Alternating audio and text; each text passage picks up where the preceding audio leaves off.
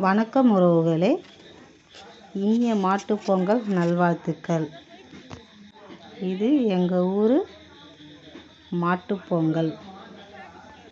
பானையில் சாப்பாடு செஞ்சு அது சாமிக்கும் மாட்டுக்கும் நாங்கள் படைப்போம். சாப்பாட்டையெல்லாம் சாமிக்கு படைத்த உடனே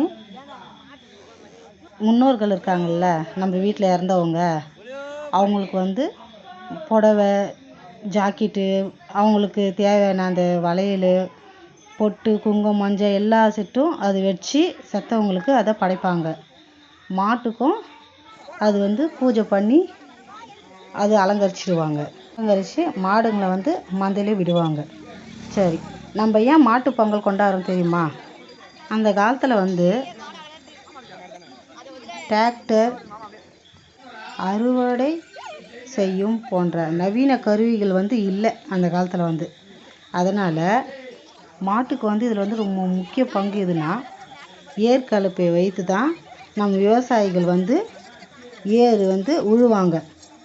விளைந்த நெற்பயிர்களெல்லாம் பயிர்கள், அதுக்கப்புறம் நெல் தாளிலிருந்து மாடு உழ வச்சு அது நெல் தனியாக பிரித்து எடுப்பாங்க. அப்போல்லாம் அந்த காலத்துலலாம் நெல் பிரித்து எடுத்துருவாங்க. இதில் மாடுங்களுக்கு ரொம்ப முக்கிய பங்கு இதில் இருக்குது.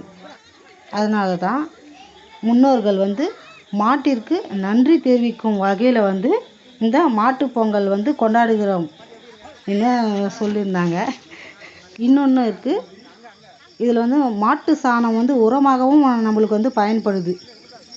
பயிர்களுக்கு வேர்க்கடலெல்லாம் போடுறாங்கல்ல, அதில் குப்பையாக சேர்த்து அது ரொம்ப சத்து கொடுக்குறதுனால அது பயன்படுத்துகிறாங்க, உரமாக பயன்படுத்துகிறாங்க. அப்புறமேட்டுக்கு பாலிலிருந்து தயிர், வெண்ணெய், நெய் இதெல்லாம் பசு மாடு நம்மளுக்கு கொடுக்குது.